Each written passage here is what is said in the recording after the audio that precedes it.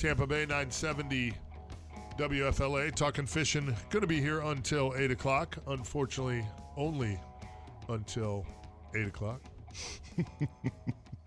I forgot that last week. I apologize. It's okay. I remembered it like halfway through the show. It's been years now since they took away my third hour, and I just like to remind them that never let it die. We could have quality radio until 9 a.m., but unfortunately it's only until 8 a.m. Yeah, weird. Yeah, you live and you learn. Our main man, Dukes, behind the glass, keeping us rolling this morning. Dukes, I got a project for you this morning, okay? Just a quick one, all right? All right, what do you got? I need to figure out if it's possible to buy listeners. Can you buy listener? I mean, if you can buy votes, you should be able to buy listeners. I mean, there's some way. We are less than a minute into the show, and you 45 seconds in. How is this new politics? record? I'm just trying to get more listeners. I mean, it seems to be working for our government. Let's just try it out.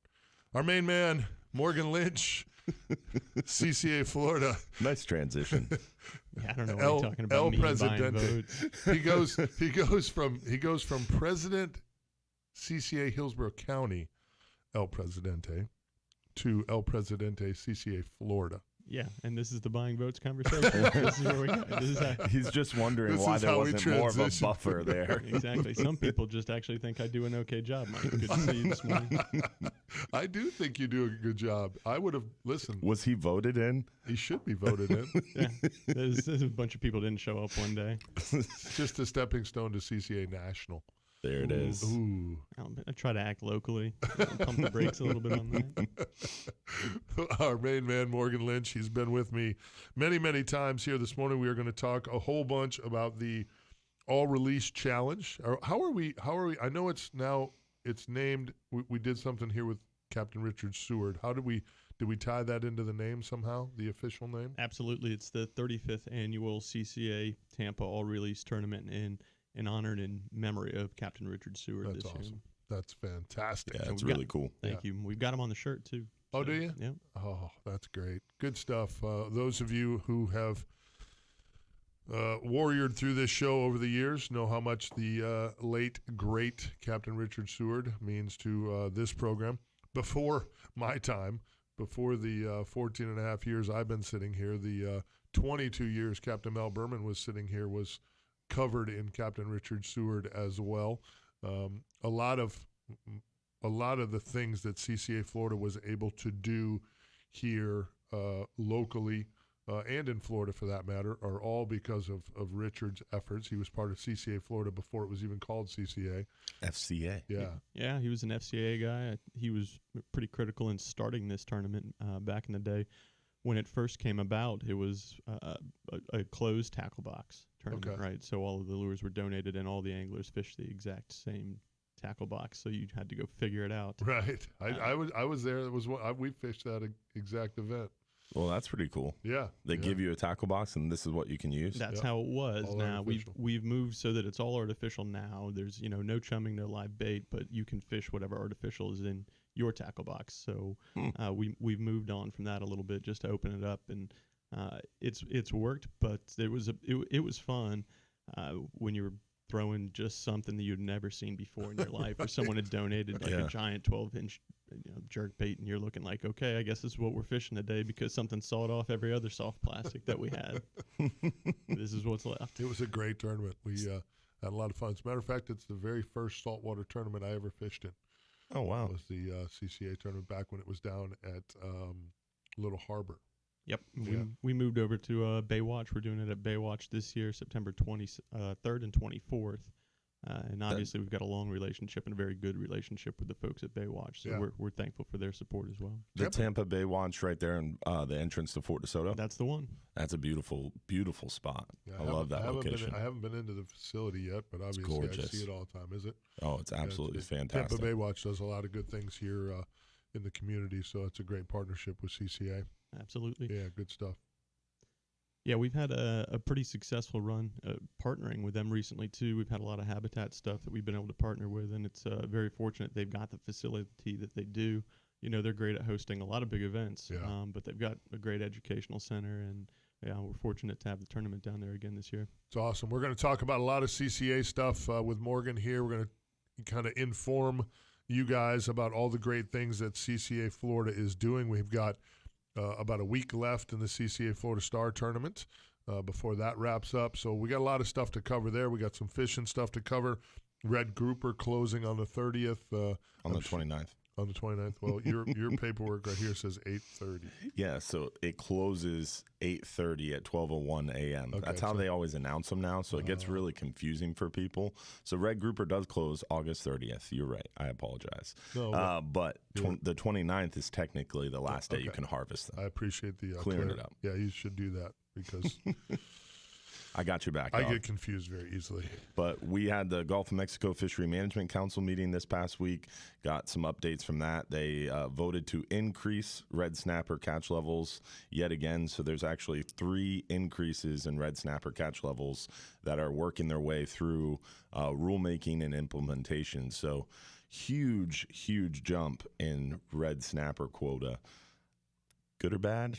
Who knows? But there's definitely a lot of contention around it. Is there? So it was an interesting week. Definitely a colorful council meeting, and a lot of movement got made. But my definition of movement at the federal level is a lot different than most. But that's just from being involved in it for 4 years, 5 years now. I realize how slow it can go. So.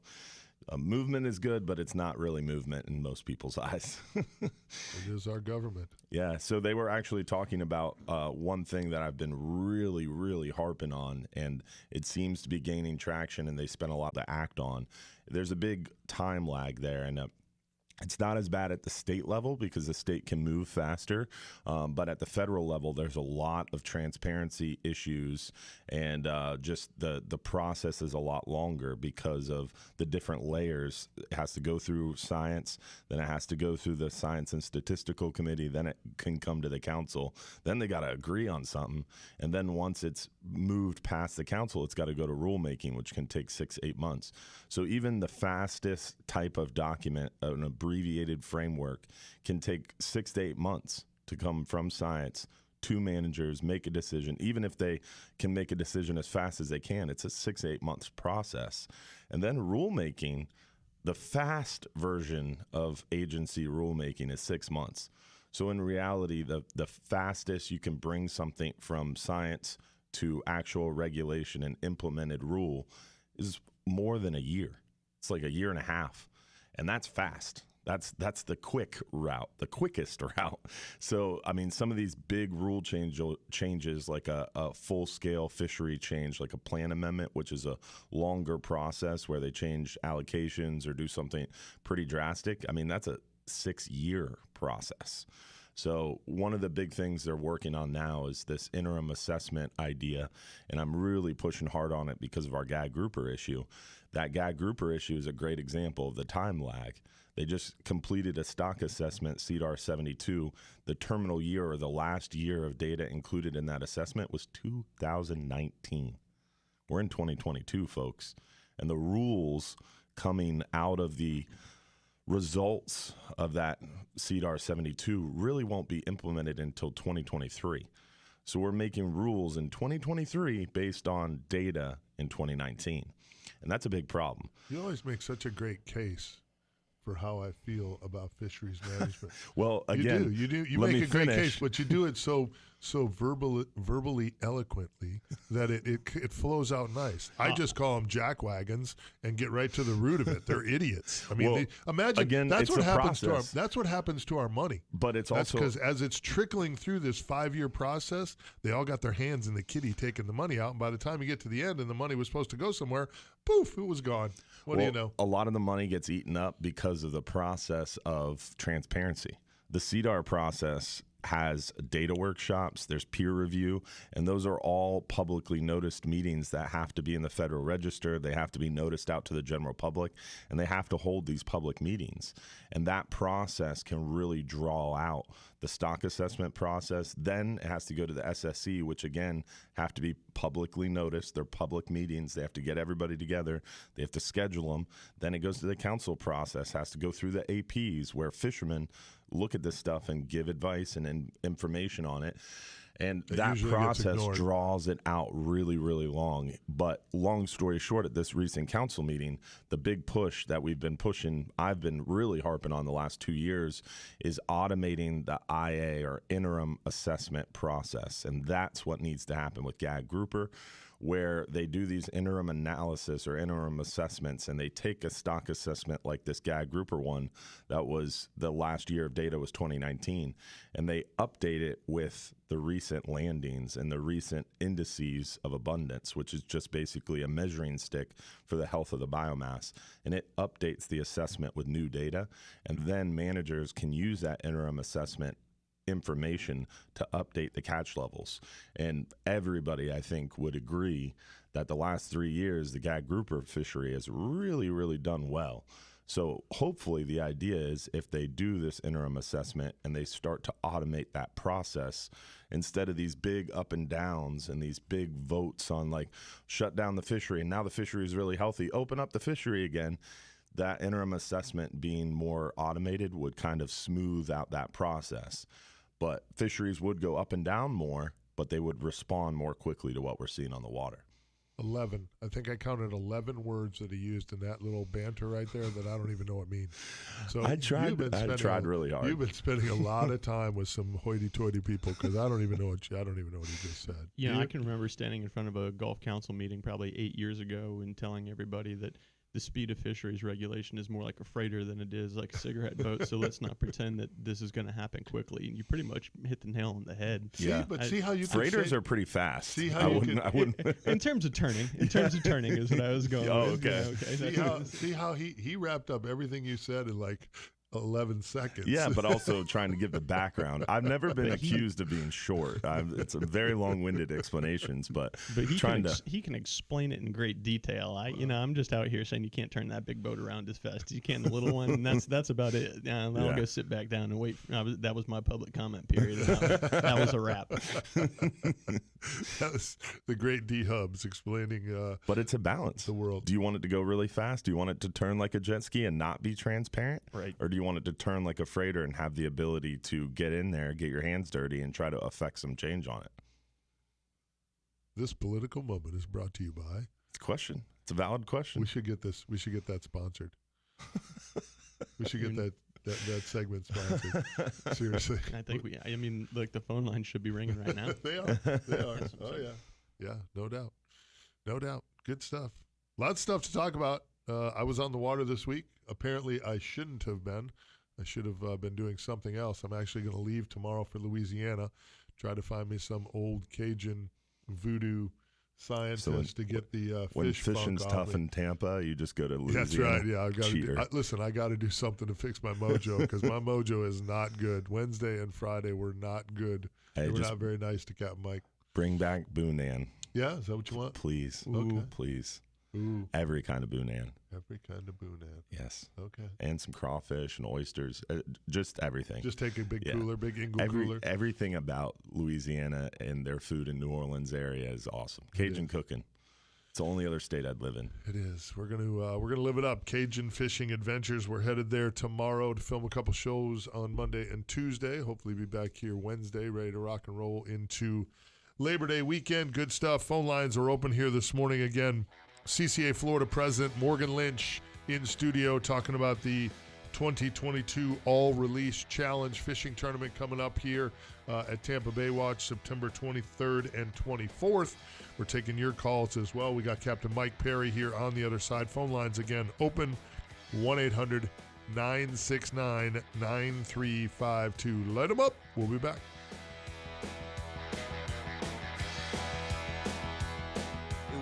Keep listening for the next chance to win your way to our iHeartRadio Music Festival, September 23rd and 24th at T-Mobile Arena in Las Vegas. Tickets are on sale right now. AXS.com. Stream it free on the CW app and CW TV. And that Tasso ham, they'll send it in a low boy. Oh, really? Yeah, and they'll mail it to you? Yeah, but that's why the three of us go in, because it costs a little bit to ship the thing. It's Yeah. like $100 shipping, because they pack it with dry ice and send it over. Whoa. But we buy enough to fill the freezer for a year. And listeners, I was able to model the new Real Animals, men's onesie prototype out on the corner there of Nice. Dale Mabry Gandy here. Fits snug, very comfortable, looks great. Bad news is we've lost 6 more listeners. So just giving you an update. That puts us down to like 4. Right. Sorry about that. Real Animals men's onesie. Brought to you by Waffle House. Big O, thanks for those stars, buddy. Licensed merch, real animals. Thanks for the stars down on Waverman. Appreciate it. And Zach Buendia. Hitting you hard on the Real Animals page, Mike. We take it. God love you guys. We appreciate you for sure. I thought it was pretty funny. If you can buy votes, why can't you buy listeners? I'm sure you can. Someone said, do you guys know what's going on Gandy? Maybe making it park and pay? I don't know what's going on Gandy. I didn't hear anything about it. Clueless. No. Big O, are you talking about on the side of Gandy, like on the St. Pete side where everybody parks in the bushes? Are you saying they're doing something over there? Really? Yeah, they're I doing don't know. something over there. All right. They are? No, Oh. not parking. Oh, Really. I see what you're alluding to. No, I don't know. I haven't seen anything. I haven't either. Red tide status, there isn't any in the state. The whole West Coast is completely clear. No red tide status. Gary Jones from Treasure Island. That's good. What is a reef fish permit? Reef fish permit, there's a couple different types of reef fish permit. You have to have a state reef fish permit from the FWC in order to be able to fish for grouper, snapper, amberjack. It's a free endorsement on your FWC fishing license. There's a commercial reef fish permit that allows you to commercially fish and sell your catch. There's a federal reef fish permit. There's about 10 different types of reef fish permits, Gary. So, not exactly sure which one you're referring to.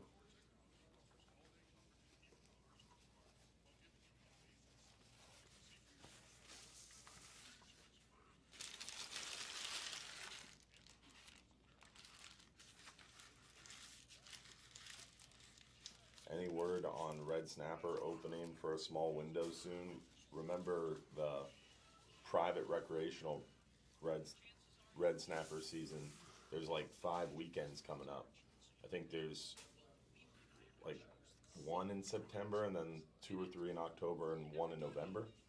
I would have to look it up again. But those are private recreational red snapper days. The federal for-hire red snapper season is over. There is a chance that they might extend it, but we won't know that until mid-October. Does anybody out there have any ideas on how we buy some listeners? I mean, we love you guys, but we need to up our numbers a little bit. Just, looking at the landscape, thought maybe we could do it their way.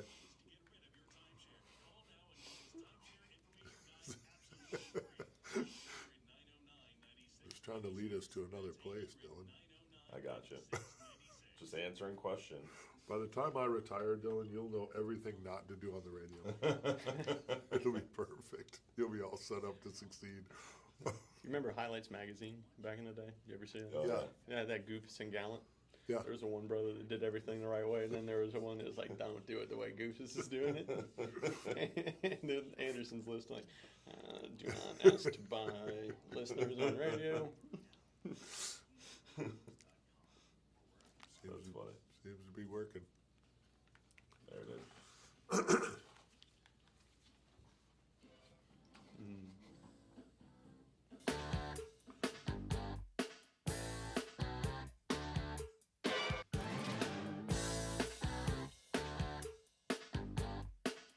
John Momola has put together some music for us. Nice. Hitting hard. Yeah, I like it. Wake up. Good stuff here. Got a short segment for the bottom of the hour. Let's go to the phones, get a fishing report from the beautiful Florida Keys.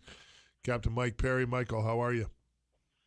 Hey, guys. Good morning to everybody there this morning. Appreciate you, bud. What's up? Just sitting here having a coffee, waiting at the dock, got the boat all ready for this morning's adventure, and dealing with some little quick rainy storms here and there, spotty stuff coming through the Keys. But other than that, weather's been fantastic, hot during the middle of the day, but we're getting through it. The fishing's been pretty hot too. We're kind of transitioning a little bit off the mahi. They're still here, but trying to set up for the last half of the grouper season and getting on some big snapper and big grouper right now, and just absolutely having a blast in the Florida Keys. Nice. Yeah, great fishing right now. Seem to be bait of choice on the bottom fish is dead baits, all kinds of cut bait. If the bigger it is, it seems the better the quality. Big baits and big fish. Are you seeing any pelagics besides them? Using some butterfly grunts and butterfly and some pinfish, and they just like you've talked about up there in your way, they just don't want to chase those live baits even down deep. Yeah, we're seeing the same thing offshore here as well. Are you seeing any pelagics besides mahi?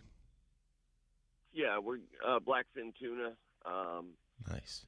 sailfish, blackfins and sailfish. We're it's not really what you'd call sailfish time of year. That's in the spring, but getting plenty of shots at them, on the troll, an occasional wahoo, but that's hit or miss. But definitely the mahi thing is here. At least usually now we're going through October. Used to be like September would be the kind of direct people away from them, but we get them all the way into October pretty steadily. But I've been having a lot of trips wanting to do, the bottom fishing, excuse me, for heads and tails and stuff like that. So, Nice. But we got into some nice blackfins the other day, some, 17, 20-pound class, some big footballs coming over. So, what's your had a favorite good lure? trip that day. What's your favorite lure for those blackfin? For the blackfin, is we use the any of those skirted type baits, either bare naked or with a ballyhoo in them, ballyhoo or ballyhoo strip, depending upon what we troll different ones and see kind of what they're keying on, and then fix a spread to that. I don't catch as many on the lures, on the hard lures. The blackfins don't. I don't know down here if they seem to just key in on the ballyhoo or stuff like that, but it seems like the skirted baits. I use Imperium lures, whatever one. There's hundreds of companies out there that sell them. Mm-hmm. What's your favorite color pattern and size? Because my up here my favorite colors are the pinks, purples, blues, and whites with some black. Any combination of those colors, you can. If you're coming to the Keys and you want to do strictly trolling, put yourself together a bag about 10 small to medium of any of those color combinations. Go get you a box of fresh frozen ballyhoo. Spend a little time at one of our local tackle stores. If you don't know how to rig them with the ballyhoo on, they'll take 5-10 minutes to show you how to do a quick, good rig, and go out and troll. And I guarantee you'll come back with a nice little box full of stuff to eat. Tell everybody real quick how they can find you, Mike. Great report. Sure. 813-434-8086, CaptainMichael47gmail.com, or simply call good old Mike Anderson, 1-866-GAMEFISH. He'll shoot you my way like he has others. And real quick to Morgan, love what you guys do from Key West all the way to Tallahassee and everywhere in between. We love CCA here in the Florida Keys. Hey, we appreciate it. Thank you. Nice job, brother. Good call, Michael. Good call. Real good stuff. Again, Morgan Lynch, El Presidente, CCA Florida. At the state level, big wig, big timer. That's how we are here. We got big time guests here. Phone lines are open, 1-800-969-9352. Light them up. We'll be back.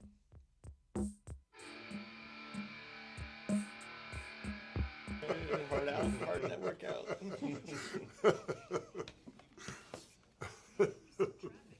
That was interesting because here we don't get any blackfins trolling those skirts. Granted, we don't pull a ton of skirts, but everybody catches their blackfins on our boats, at least on those Rapala hard baits or the Nomad. Not so much the Nomads; they're a little bigger, but the Rapala X-Wraps are what we catch most of our blackfin on. Note that most of He the doesn't catch them on those. He catches them all. the on center scope. council guys catch. I would assume probably catch more on bait, huh? We catch a lot of blackfin, flatline fishing carrying or pilchards or vertical fishing.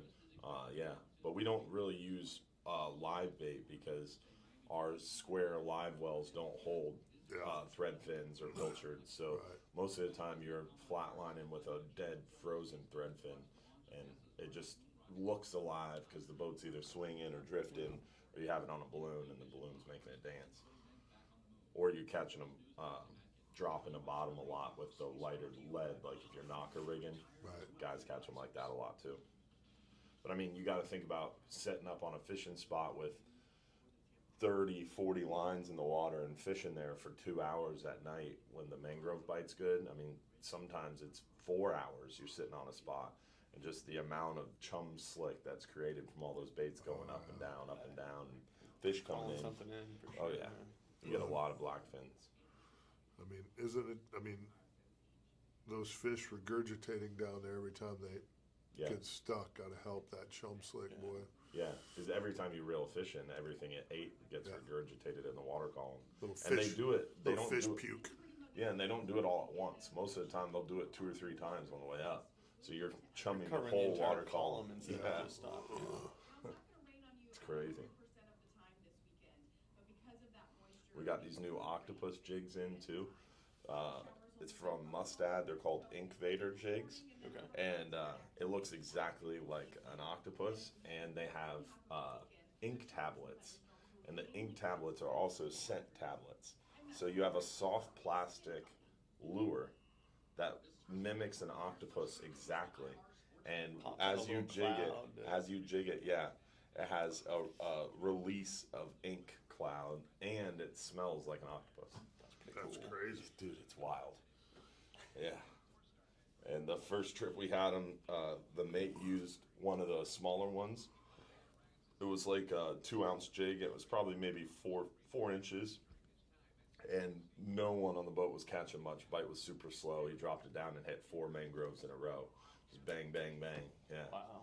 So I'm excited to keep trying it. Those tablets burn out pretty quick, or they stick around? We haven't fished it that hard to know, but Depends on I'm the current, interested don't they? if you can use it, take it out of the water, and then bring it back like a week later. Right. And if the tablets burn out. But they do sell refill tablets, and who knows, it might be one of those things where the tablet's more of a catch. Right. That I don't know how much it's going to work. So I'll be interested to see how it works, and then with or without that. Run it without and see how it goes. But we'll find out. One way to find out.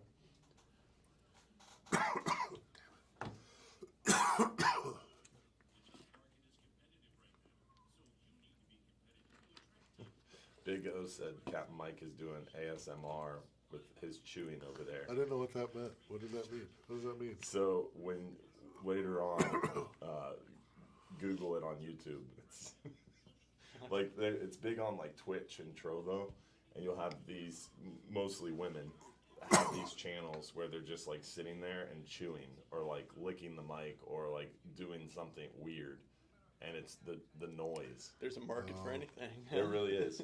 There's this one lady, she's got like 1-point-something million subscribers on Twitch, and they like pay her a lot of money each stream, and she sits there in a bikini and eats food. That's the extent. Wow. Yeah. That's the extent of the channel. Well, I mean, if you look at the politicians that have been voted in office, does it surprise you at all that a million people would watch nothing on TV? I mean, they're apparently used to it. I mean, look what we have for leadership. They're used to nothing happening.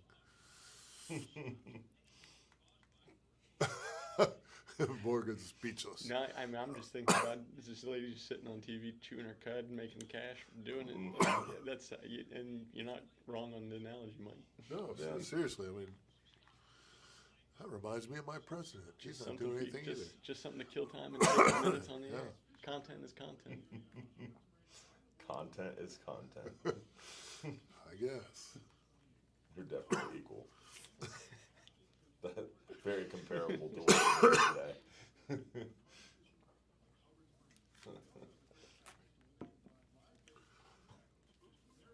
Bobby. What's up, buddy? You all right there, buddy? I had a little bit of my propel go down the real wrong animal way. water? I do, but it's going down the wrong way this morning.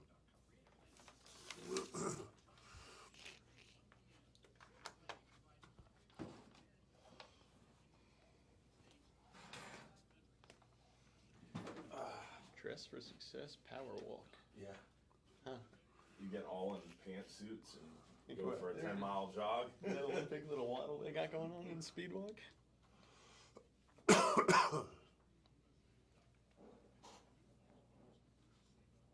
hilarious. Somebody buys the time to put that show on TV. Which one show? The dental show here on WMLR. Oh. That's crazy.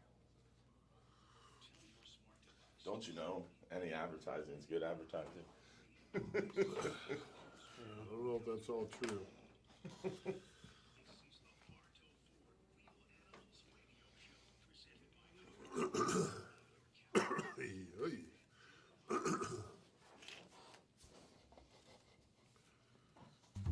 Welcome back. 6:36 here. Actually, 6:37 now. The iHeartMedia Empire.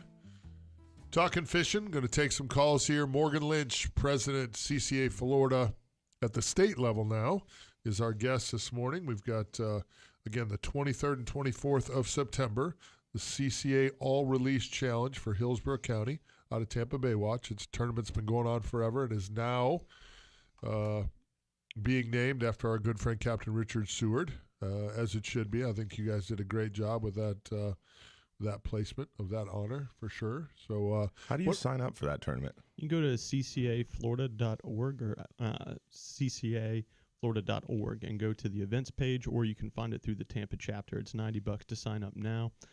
There are a couple of different options too. If you want to have a guided boat, there's a snook sponsorship you could jump on. And there's dinner tickets too if you've got somebody that doesn't want to fish but wants to come over Friday night for the dinner. And you can get it all signed up there. Members already have gotten something in the mail. You could send it in that way. But the easiest way to do it is go on ccaflorida.org and get signed up that way. Nice. And that $90, like every CCA tournament, it seems like the $90 gets you a membership with that tournament entry, right? Correct. That's what we really like to see. We want to see our numbers keep going up just so that everybody knows that there are a lot of invested fishermen in the state of Florida that want to make sure that we've got a resource, that the resource is, conserved and continued into the future generations. And the way we do that is to get more members, to get numbers higher so that the folks that help make regulations and that legislate the state, realize that we're a block of people that are worth listening to. That's awesome. Yeah, that's cool. Amen. Well, and I'll tell you, I credit my my ascent to this position in the state that you keep bringing up, Mike, to my appearance on this radio show. You probably remember about a decade ago. I was just a new guy in the chapter, and they started tagging me along to the show to talk a little bit about CCA because it's a hard time for me to keep my mouth shut, basically, and that nobody else wanted to come on the radio at 6 o'clock in the morning with them. That's how all our guests happen. Absolutely. Who's that guy talking to the fence post? Drag him. Bring him along. We have to drag him in here. So anyways, here I am. So, yeah, I think I credit the reach of your radio program a lot to this current office. That's great. That's great. We're sorry. Yeah. I know. I'd been on a little hiatus, but I still ended up in the States. So, As busy as you are, your wife hates us. Is that what you're trying to say? she just texted. She loves it. You know her well enough. I do. I do. God bless her. Putting up with El Presidente all this time. Yeah, God she's a bless patient her. woman. Yes. She's a patient woman. God bless her.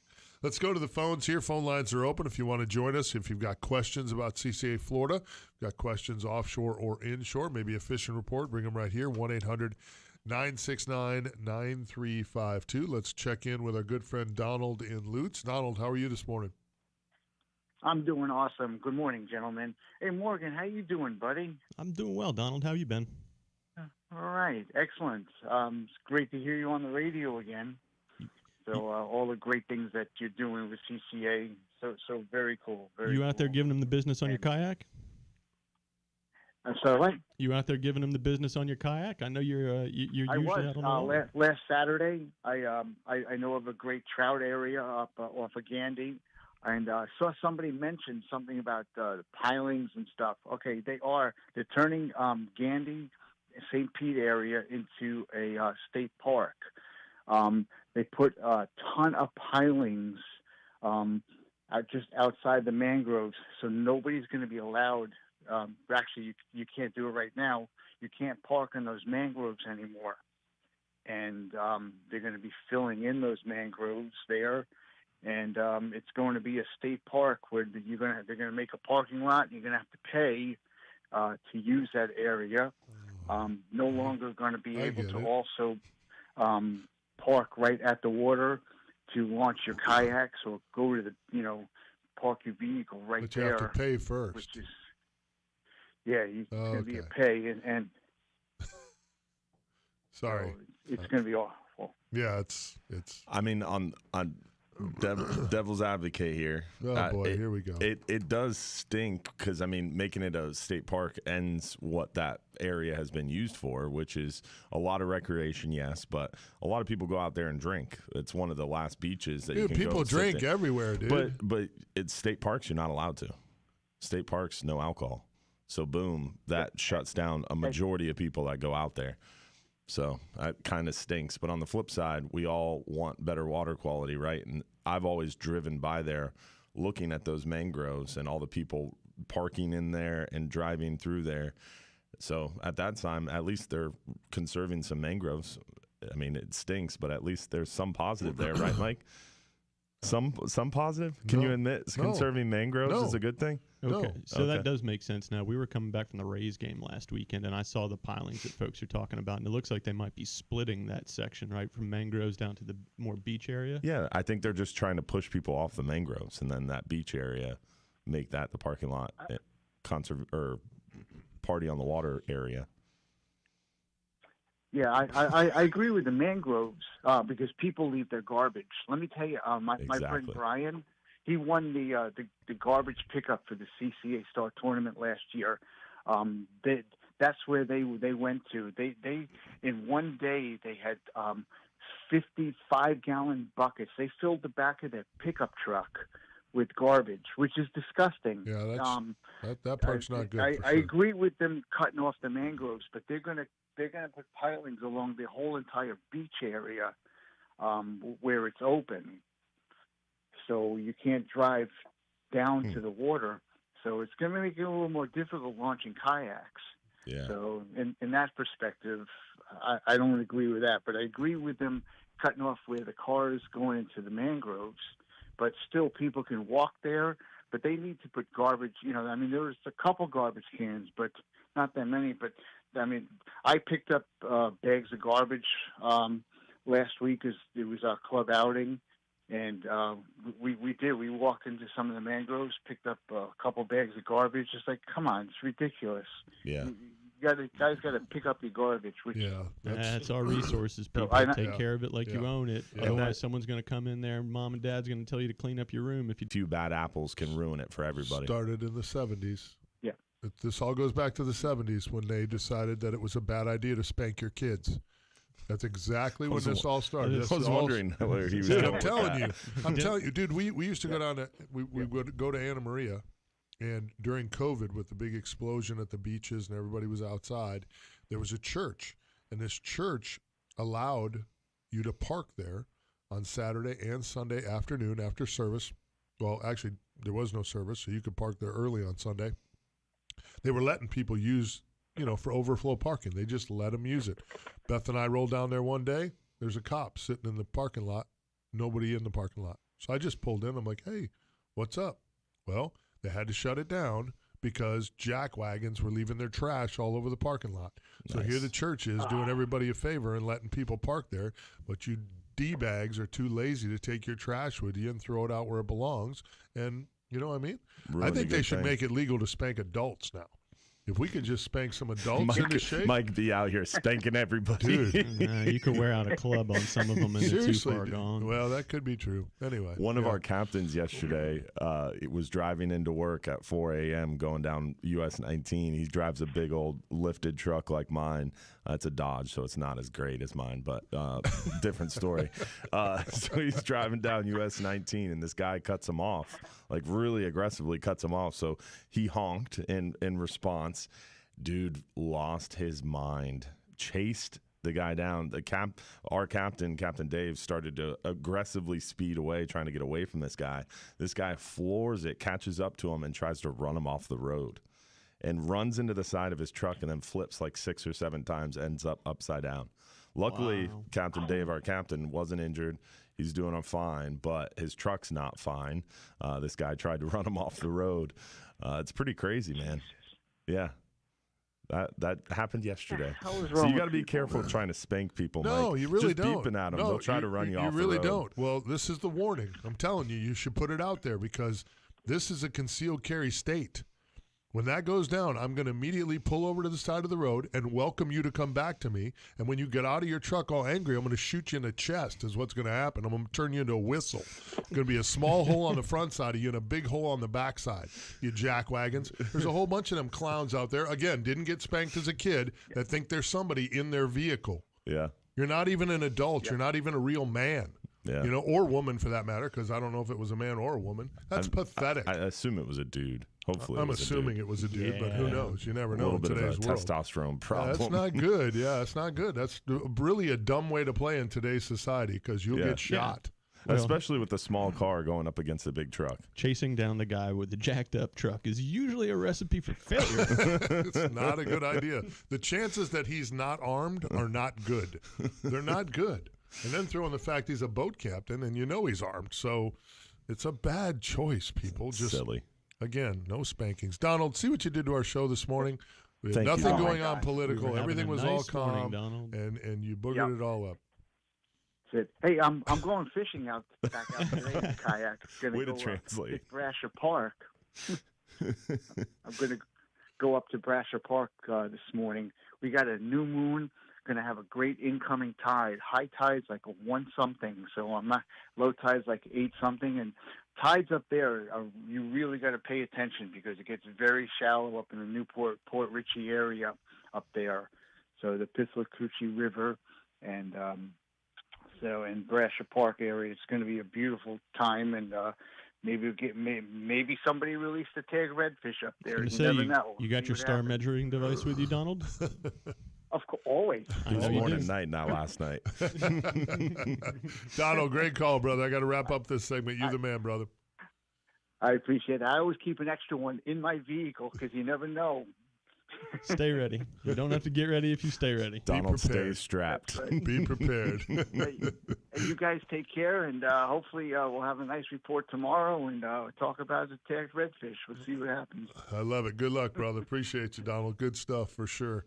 We've got our freshwater report here on the other side. Ron at Ron's Tackle Box. Phone lines are open, 1-800-969-9352. Light them up. We'll be back. Keep listening for the next chance to win your way to our iHeartRadio. Full don't move here bumper sticker I saw last week, and I just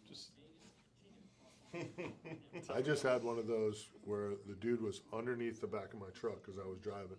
I was in the fast lane hauling ass. I'm telling you, you got to get your truck fixed. He's in the back. I can't even see him. So I move over. He blows by me. I slide back over, and I just hit him with a flash of lights. He slams on his brakes. I immediately just turn on my turn signal, wave him over. Just pull that motherfucker over, bitch. Let's talk about this like a fucking man. And if you want to shoot at me, you... Dreams didn't make us kings. Dragons did. Listen to the official Game of Thrones podcast, House of the Dragon, on the iHeartRadio app or wherever you get your podcasts. When your back pain is your foot's fault. This is Dean's story. It was affecting me when I walked, which is a kind of a common... Sorry, guys. Had to mute it for a second there. I was born in 91. Oh, you're 91. You're 10 years younger than I am then. Okay, all right. So... I've I was born in been 81. raised in the crazy part. It didn't take people long. So I got caught with some spankings though. So yeah. Oh, yeah. See, that's why You gotta spank That's why your we're kids. okay. We're born later in the 70s. Of course. We came up all right. No, yeah. For sure. I got the belt more than a few times. I don't hang out with very many people but that I weren't earned it. spanked. You don't even hang out with people who weren't spanked because they're losers. It's exactly what you end up with a D-bag loser. Beat your kids. This parenting advice is brought to you by Real Animals. CCA Florida. Let me hang my name on that too. Let's get all of us in on this. He's an attorney. We're good. Allegedly, he's going with the Allegedly. Good advice. Good advice. We allegedly recommend that. It came across here too. Hey, they shut your microphone off, Mike. Yeah, someone shut his microphone off. I don't know who. Thanks for tattling on me, Tom Waverman. Always trying to shut the people up. You got censored. hit him with the dump button. Did somebody just say my mom used a curtain rod to say? Donald Waverman. Okay. That's why you're such a good guy, Donald. I don't recommend using a curtain rod on your kid, but an open hand swat to the rear end won't hurt him, I promise.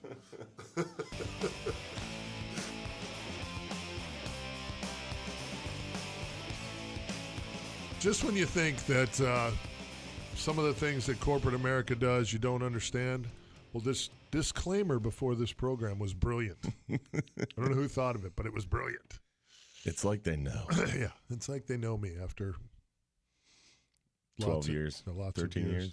14 and a half years here. Yeah, I'd like to know when the disclaimer started. 22 years, I think, in total, maybe 23 now. So probably 23 years ago. I was gonna say we get two or three shows under the belt before they said, I think it started about 14 and a half. Well, probably 15 years ago total, because it was September that we started back here about 15 years ago, and I think when I brought Mahoney in. Good. Is when the disclaimer started. That'll do it. That's probably what happened. See, I hear you blame him a lot, but I feel like more and more that we hang out, just me and you. I feel like it's partly you too. Actually, I wasn't anything like this until I started hanging out with Mahoney. Until he started telling you about his manatee barbecue recipe yeah, and things exactly. like that. Mahoney just Hey, it's all been don't done. get us started on the fact there's too many manatees. It's a whole different show. We're gonna get There's a carrying capacity no one talks about. That's right. Heated in the 7 o'clock hour. Let's go to the phones. Let's get a freshwater report, and hopefully Ron out at Ron's Tackle Box can save our horrible program this morning. Ronnie, how are you? Hey, truth hurts, doesn't it? Yes. Anyhow, on the upside of things, yes, sir. come out here to Polk County, fishing is really good. All this rain we've been having, a lot of running water, it's excellent. Catfish, panfish, bass fishing, everything's picked up tremendously. You know, right out here in the freshwater area in Florida in general, there's over 60 varieties of freshwater fish that are native to Florida. That's awesome. So you have a good opportunity to catch a lot of different things. You know, catfish alone, there's 8 different varieties of them. Panfish, a dozen of them. So you can come out here and really have a great time. Do we Ron, real quick? You brought up a question in my brain here. Do we have any invasive species on the freshwater side? Sure, we have lots of them. A lot of stuff that shouldn't be here. Okay. That was introduced here for different reasons and didn't work. Somebody needed a job apparently, and they decided to put these things in here. Made them a hero. Attaboy. But, you know, there's some things here that shouldn't be here. It's not too bad. It's kind of balanced out. Kind of takes care of itself. Okay, gotcha. You know. Good. Speaking of invasives, like Pecostinus fish and things like that. And there's some other good ones that are not native to here, like the Hassa fish. It's a good eating fish. It's not a native for here. But there's a lot of great activity here. And all these small lakes and, 554 lakes in the county. It's crazy. And like I say, this time of year right now with all the running water, fishing is excellent. Bass fishing picked up, seen a lot of, 7 to 9 pound fish here in the last couple of weeks. Any word on the water temp, Ronnie? With all that rain? It's got to be, I don't know, it's got to be in the 90s. Oh, okay. So it hot. still stays hot even with all that rain. Okay. The fish adapt, and they're even catching nice bass in 2 foot of water. So nice. It Now- doesn't seem to bother them too much. Ron, you were talking about invasives for a second there, and last week you clued us in on, I think it was last week, with Captain Travis, you clued us in on a lake locally where you can catch the peacock bass. Yes. Is that's still They holding claim true? they're native to Florida, but not up here. They're more south. Oh, I thought they were an invasive. So you don't see. Learn something new. You don't see a lot of them this way, but somebody introduced them to the lakes here, and they'll live fine until we get hard freeze. If we get a hard freeze, they won't make it. Right. But for about the last 5-6 years, they've been in this one lake over here, and they're really producing and thriving. And the Mahan cichlids, too. And a lot of these things come in from people's aquariums. You know, they're going to move, they get rid of the fish, they dump them in the lake. That's crazy. And that's what happens. Yeah, we almost had to introduce a dead betta fish to Lake Lipsey. Rest in peace, Lollipop. It's been a busy week at the Lynch There you household, go. but we wanted to set a good example and tell people, that don't put anything from your fish tank, even the dead ones, out in your lake. That's right. That's right. You don't want to do that because they take over. Some of these things, you don't want them in the lakes. Rest in peace, Lollipop. Like arowanas and picos. There's some picos out here that are like dinosaur-looking fish. They're huge. Those are the armored catfish, right? No, they're like a piranha. Oh, that sounds Yeah, fun. Big, black, silver fish. They have teeth in their mouth, and it's like unbelievable. Wow. Once in a while, somebody will bring one in. What is this thing? Tell them what it is, and they caught it on the street. But that was out of somebody's aquarium, I guarantee you. Yeah, that's crazy. It ended up to be about an 8-pound fish. Whoa. Wow. That's impressive. You said the big bass this week was 9 pounds? Right at 9, yes. Down here in Lake Alfred Big Lake. fish. Guess what they caught it on? Booyah Royalty Purple You Lipless got it. Crankbait. I've almost got you trained. Almost. I stuttered a little bit, but I was close. He's getting No, it is the bait. I'm not kidding you. I wish I owned the company because I thought you did. I'd be a millionaire. Crazy. I have plenty in stock. I have a couple gross here. Nice. That's how many I sell. I sell tons of them. Tell everybody how they can find you out there, Ronnie. All righty, I'm at 380 South Lakeshore Way, which is 1792 in Lake Alfred. Phone number 863-956-4990. You are the freshwater guru extraordinaire, and we always appreciate you, Ronnie. Have a great weekend. Enjoy your Sunday. Thank you, guys. All right, Hope I partner. made you feel better. You always do, buddy. Thanks, pal. All right. See All you. right, bye. Love that guy. What a great dude he is. 9 pounds. That's a big bass. That's a big bass for this time of year. That's a big bass. Yeah. Yeah, no Especially chasing a lipless crankbait. doubt. Yeah. 90-degree water. Yeah. Showing There you energy, go. too. Yeah. That's crazy. Good Um, stuff, though. That's good stuff for sure. Again, phone lines are open. He is Morgan Lynch, President CCA Florida, joining us here this morning. Again, we're talking All-Release Challenge coming up September 23rd and 24th. The Captain Richard Seward Memorial Fishing Tournament now that we are doing in his honor. Well, we've been doing it, but since we lost Captain Richard Seward, we put his wonderful name on it. It's going to be a big old time. You got to come out there, Tampa Bay watch. It's going to be a great event. Come on out there and see us. My wife and I will be there on the 23rd, Friday night, hanging out a little bit. Bull Bay Rods, I know, is involved as well. So lots of great sponsors, Mahoney's, everybody kind of gets involved in this thing. So be a part of it. Check it out. Go to ccaflorida.org. You can figure out how to get signed up. Phone line's 1-800-969-9352. Light them up. We'll be back. The preceding program was paid for by Real Animals. You know what I haven't heard? Yeah. We both had the same thing. Yeah, we did. It's all right. I'll plug them twice in the next one. Oh, look, I took my alligator to the walk.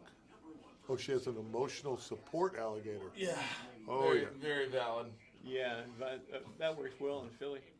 So the moron has an emotional support alligator. That's great. That's flawless. What? I think it's a little girl. I don't care. He said, I don't care. He sees the future, man. What It's Just a go- little little girl. She's a moron. I don't care. Seriously? Call me back in 10 years. Tell me if I'm wrong. Come on, bro. Mike's keeping receipts on that one. I'm gonna own that. Next caller just said that there's something up with your feed. It's looping. The live streams. It's this comment about the when you guys were still talking about the pilings and is your mom and pop, mom and dad comment about coming in the government. But there's a feedback loop or a loop or something where it just keeps. Yeah, one guy commented that, but I just working heard right it. now. The guy William Keane, yeah. Yeah, he played it on the phone. I could hear that it just kept looping, so I don't know. You got something going on with it. Well, he says it's now fixed. Oh, well, there you go. Now the Thank new you. hot fire. All you have to do is tell Dukes there's a problem, and it Dukes gets fixed. fixes it with his mind. Yeah, well, You're the I gift. have my moments. You're the gift that keeps on giving, Dukes. I don't know about all that. I want to see this onesie. Don't talk about it. Be about it. It's still a prototype. I want to see the beta test. We're up 2 listeners, though. There you go. There you go. Oh my God. Oh. I was talking about the forecast for today too, and it looks like starting around noon, it's gonna be just nasty all day. It's not true. All of that crap coming in off. I think it's going to be nasty before then. Yeah. Yes. Most definitely. Oh boy. The Ozzy Lessinger show airing today.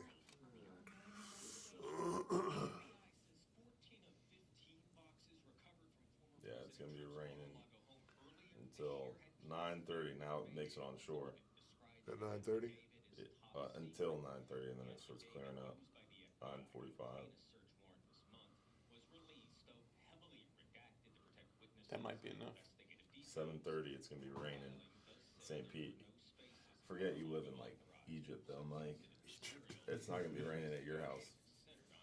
That's fine. We got a westerly flow this morning. Is that wind out of the west? Yeah. Yeah, that'll do it. Well, the storms are coming out of the west, so I assume the wind's coming out of the west. Narcotics search warrant. Nice. Lots of firearms, lots of cash.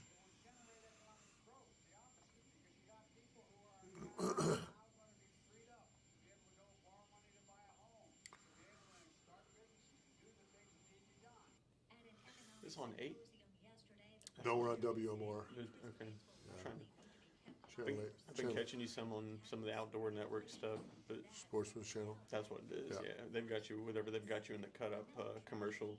Oh, do they? too. Yeah. Oh, nice. Got the toothpick. Stephen Ranella show is on there from time to time too. I like that Meat Eater. If you've not seen that. I have not. I actually got his book, one of his books in my backpack right here in my briefcase. Yeah. He's a cool dude. He is, man. That guy. Yeah. He's a serious, legit hunter too. I just started that. And conservationist. Yeah. Like, he's about being about the land. I just started that book, The Operator. What's it about? It's about the guy who killed Bin Laden. Oh. Yeah. He's Dude, I've read so many Navy SEALs books. American It's like, badass. come on, Yeah. guys! I thought we were supposed to be keeping this stuff quiet, but at the same time, I do want to read your story. Yeah. That was the only Navy SEAL action in like the recent decade that was totally publicized. Yeah. Almost all the details of that Everything was else is made just public. like, no, I don't know, man. It just happened. Don't ask any questions. That's because Obama wanted to act like he did something. Look what I did. Cameron went fishing with us, or not Cameron. Cameron never goes fishing with us. He only does my sister Tara's shoots at the island. But his guy Austin went fishing with us on the 39 hour, and this guy comes up to me. He's like, "Yeah, I can't go on the trip." I was like, "What?" He's like, "Yeah, you have a film crew going out there. I'm in special forces. My image can't be anywhere on the internet." And I was like, "What do you mean, man? You just walked by like 47 security cameras just walking up and talking to me right now."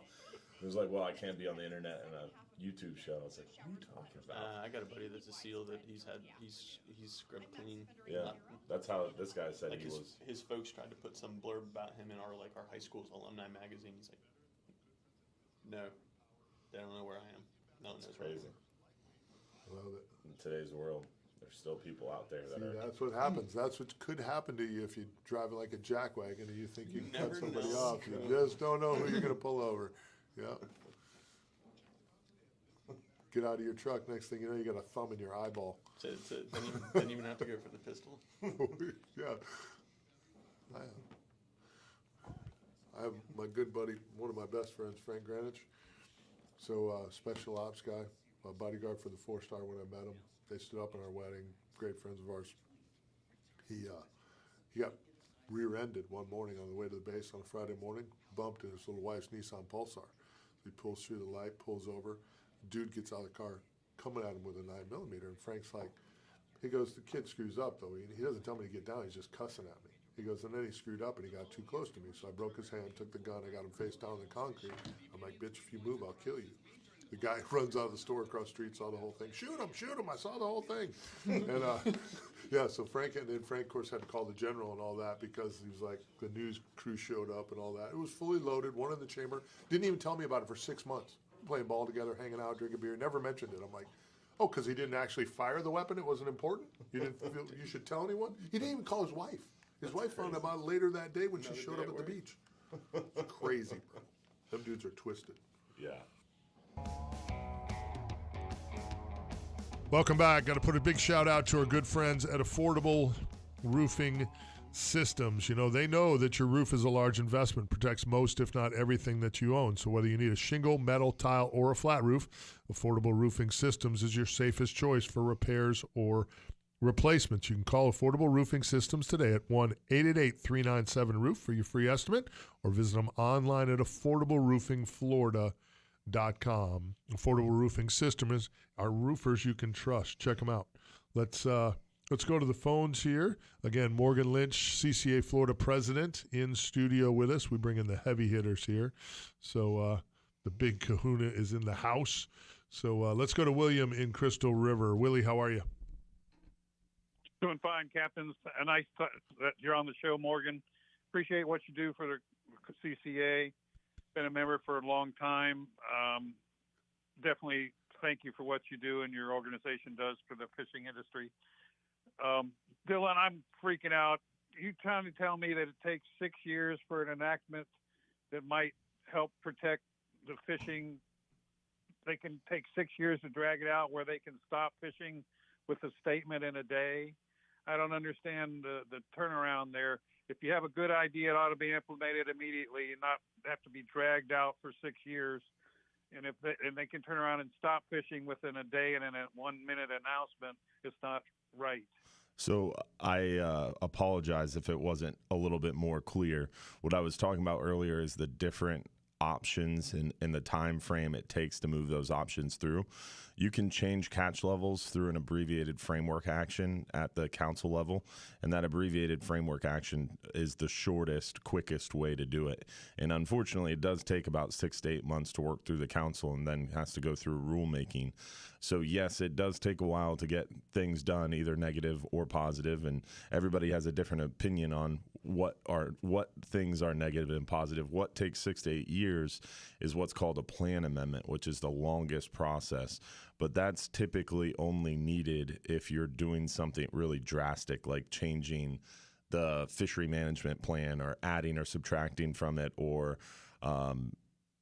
changing allocations, or changing something very important that could be considered that could be fought over or contentious. It has to go through a plan amendment because there's NEPA requirements. There's a bunch of different federal laws that surround it that drag it out. And basically they have NOAA general counsel, who's a lawyer, who attends every council meeting, and they have a whole legal team, and an issue comes before the council, and they always want to try to do the quickest route and try to change something really fast, but the lawyer will ultimately be the one to dictate, all right, well, that's too much of a change or too drastic of a change, and we have to do this type of amendment. But there's 5 or 6 different options, and the shortest route, quickest route is an abbreviated framework. The longest route is that plan amendment. And then there's some other options in between there. But to answer your question, no. They can change a catch level or increase the catch level really quickly, and that's what they've done with red snapper. There's 3 different frameworks ready to be implemented that are all going to increase the catch level of red snapper. We just like 3 or 4 years ago, we're at like 8 or 9 million pounds. The red snapper total OFL or overfishing limit is going to be north of 18 million pounds. I believe it was 18.9 million pounds is what they're moving to. Yeah, 18, 9, 10. So, I mean, we've almost or more than doubled the red snapper catch level in just a few years. So there's positives as well. It's a great call, Willie, for sure. I appreciate you being our ambassador for the knowledge and letting us know what needs to be done. And thank you for that. And I appreciate all that you do to let us know and fight for us in those meetings and let us know what we should be facing and fighting for. Guys, have a great day. Thanks for the show and have a good one. Hey, thanks, buddy. Thanks, Willie. Good call, Appreciate it. as always. Let's get our Milwaukee Tool safe boating tip of the week here. Captain Jim Fogel. Jimmy, how are you? I'm great, Captains. And hello, Morgan. Good to hear you there. Good to hear you, too. I actually should give you a call. You want to send some guys out to the tournament? We could talk about it. All right. Yeah. Nice. This morning's topic is not a very good one, but we have to talk about it. It's the elephant in the room. Last weekend, a 28-year-old man was killed after being thrown from his boat and hitting his head, apparently, on the pylon that the boat hit. It was in Boca Ciega Bay. Happened during the night, Saturday evening or Saturday night. Body was found on Sunday morning. Terrible, terrible accident. Young man evidently was born and raised right there in St. Pete Beach area and was well known and well liked throughout the area, and probably knew the waters like the back of his hand. But remember, guys, at night, things don't look the same. You can't judge distance very well, and you certainly can't see very well out on the water, especially, excuse me, if you're running and the wind's blowing in your eyes and stuff. So please, please keep these things in mind. You got to be on the water at night, for goodness sake. Slow down, pay attention, and come home. It's great stuff. Great stuff. Sad story. And I always say that, it's one of those places that we love to be. We love to relax on the water. We love to enjoy the water. It's one of the greatest gifts that we get living here in Florida. But it only takes a split second for something to go wrong, and you'll never, ever look at the water the same way again. So, you got to pay attention out there. It's a place to play, but it's got to play safe. Yeah. And I don't know that it would have made any difference at all, but the gentleman did not have a life jacket on. Yeah, it's hard to tell. We don't know that had anything to do with it, but the fact is he might have had a little bit more of a chance if he'd had that jacket on. Yeah, for sure. So please, people, pay attention, slow down, okay? Good stuff, Jim Fogel. For the Coast Guard Auxiliary in St. Pete, Jim Fogel, be safe out there. Thanks, brother. Good stuff. That is brought to you by the good people at Milwaukee Tool. If you're out and about looking to invest in some new hardware for get-her-done jobs, check out Milwaukee Tool. They are supporting the fishing community here. Good that people. Drill is so bad. Dude, so happy. I have a chainsaw. Yeah. I have a Milwaukee I have a Tool skill chainsaw. saw. Battery-operated chainsaw. I have an impact drill. Ooh, yeah. Vroom, vroom. Yeah. Vroom, vroom. It was crazy. It destroyed a cinder block. It was fun. Beautiful stuff. Yeah. Beautiful My son stuff. and I are having fun with those Milwaukee tools. It's good That's how stuff. you realize you're a Floridian, and this time of year you realize you measure wealth and how many batteries you got for your Milwaukee set. It's like, now we can run this, that, and the other thing. We can run radio. We can. That's right. Milwaukee Tool, making a difference. We can batten hatches. We got Milwaukee Tools. Making a difference. Let's go real quick. Let's go to our good friend, also with CCA Florida on the Tampa side, our good friend Jimmy Stembridge. Jimmy, how are you, buddy? Hey, good morning, guys. I'm doing great. Just trying to get ready to leave town for a little while, enjoy a week out. But wanted to touch base with you guys, and if you haven't mentioned it, I just turned the radio on a few minutes ago. We've added 2 divisions this year to our tournament. We got a kayak division, and then we've added the guides division in honor of Captain Richard Seward, who was one of the best guides in Tampa Bay. And I know he's helped a lot of these guides out here, and we've added a division for them to compete with each other with artificials. And I think, man, that's going to be a fun time. No doubt, no doubt. And you're right about Richard Seward. He helped many, many, many captains in the Bay Area get to where they are today. There's no doubt about it. Well, you know, he knew the waters very well. He grew up on Tampa Bay. I don't know if you guys knew or not, but his father was in the dredging business, so he had an opportunity to see all the nicks and corners of Tampa Bay. Yeah, he knew it real well. He was just such a great guy. I've said it for many, many years while we still had him, and of course a bunch since we lost him. Great fisherman, better human being, which is really saying something when you consider he was one of the greatest fishermen I've ever met in my time on this planet, and to be a better man than that is absolutely ridiculous. So I think it's awesome that you guys are honoring him. That's a great job on y'all's part. He loves sharing his knowledge too. Well, we appreciate that, and you guys keep up the good work this morning. I just wanted to take a second and shout out to you about that, and hopefully we'll see more guides in the tournament this year. Surprisingly enough, my wife and I and CCA Tampa has scored many tournaments, and it's amazing how many of the local Tampa guides don't have a membership to CCA, and hopefully this will help because $40 of the entry fee goes to membership. So thank you guys. Thank you, Jimmy. Great call, brother. I complain about it all the time that the guides are just a weird bunch. They'll stand on the dock and they'll bitch and complain about this and that, and this is closed and this is open, and why are they doing this? Why are they not doing that? Yet you don't join CCA Florida. I don't get it.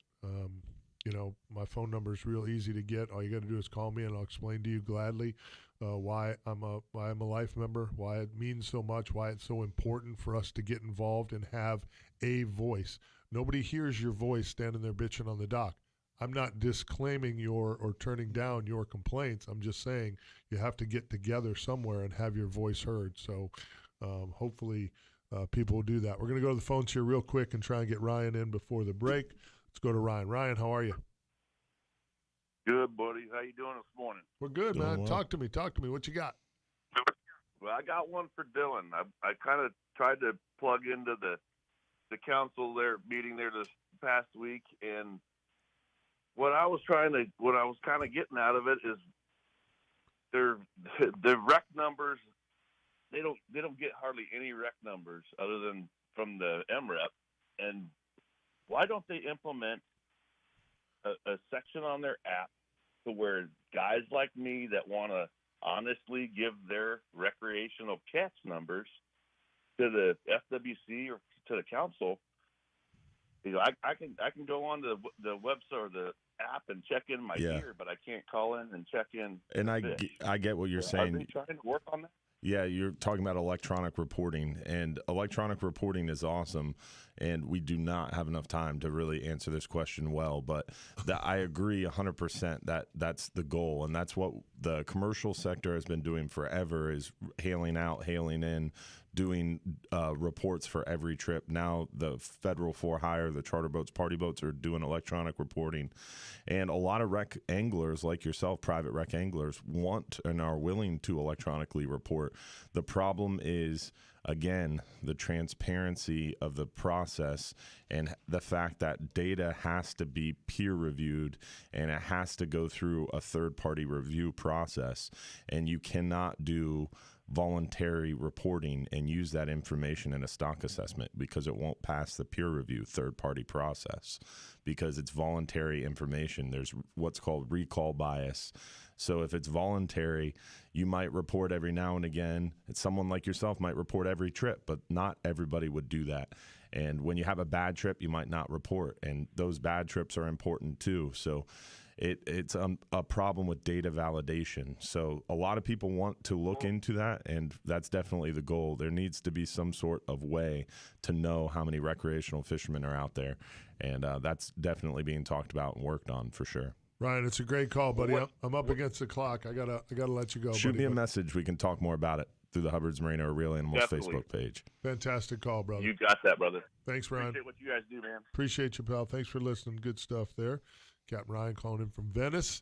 Good stuff. Phone lines are open, 1-800-969-9352. Talking CCA Florida. We'll be back.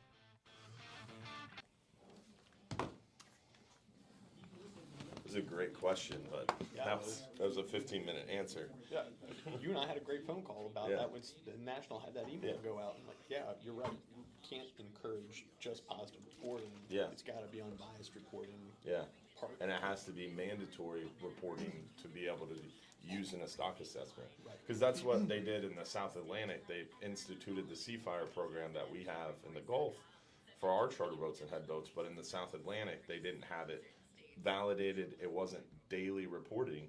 So now all those guys are having to do these electronic reports daily, and their data is useless. Which it kind of goes back into the whole thing we've been talking about since the beginning of the show, right? Like, Yeah. okay, how quickly can we do this, but how well can we do this, and how Yeah. transparently can we do this too? Because Yeah. we can make it faster, but when someone takes a position that's opposite to what you believe, you want to slow it down to make sure that it's based on numbers and actually valuable.